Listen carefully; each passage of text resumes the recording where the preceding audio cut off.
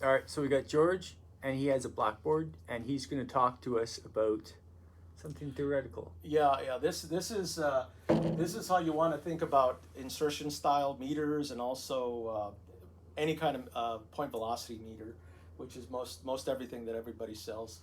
What we want to do is we want to think about the relationship between high Reynolds number, which is represented by this curve here, this is the short one, and let's think of this one as laminar flow, Reynolds numbers of 2000 and less. This is perfectly parabolic. This one has a higher order power, and I want to make this relationship. For an insertion style, what we do is we do 1/8 times the ID for the insertion depth. Let's just say this is 1/8 of the ID. What you'll notice, what I try to show here in this drawing, is that whether you have a very low Reynolds number, intermediate, or very high Reynolds number, the point of average flow is pretty much the same point, and that's a big deal. Also, I want to state that when you're if this were the end of a pipe. I just want to kind of get a sense of what we're looking at right here, and is this is a pipe? This is a pipe, and this is how fast it's flowing. So things aren't flowing very fast here. Faster, faster, faster, faster, faster, faster, faster. That's correct. Slower, slower, slower, slower, slower, slower. That is correct. So what you have with a higher Reynolds number, it has a higher velocity typically, and what you'll have is you'll have a lot more kinetic energy separating from what essentially is a boundary point here.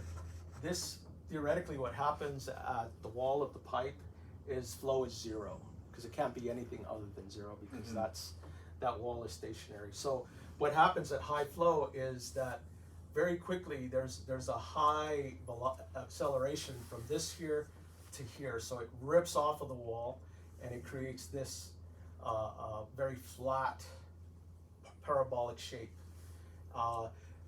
The volume, if we were to do a math integral of the volume traced out by this curve and all these curves, they would represent equal amounts of volume, and that's a major concept to understand.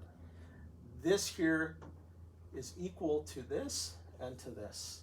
Same volumes, different interaction between the wall and the rest of the gas. Essentially here we rip off the wall at high Reynolds number, and we tend to stick to the wall longer, and we have this kind of a shape at low Reynolds number. I'm assuming if we measure the flow here, we're not going to get the right answer, because we're going to get very, very different numbers depending on where we measure the flow. Yeah, this is also something to keep in mind for the people or for the companies that tell you to install right at the center. At low flow, you could get this kind of velocity, and at the very highest flow, more Reynolds number, you get this kind of velocity. All this represents error. So how does tactical flow meter solve this? We use the point of average flow to measure everything. You'll see that all of these profiles have a coincidence. Got it. So if we measure here, it doesn't matter what shape this is. That's correct. It's always going to be right. Yes, you're going to have, and also, I started to talk about a fully developed flow. What happens here when you see this conical shape is you have all of these velocity vectors coming at you. So what you find here, let's just say this is 1/8 of the pipe diameter.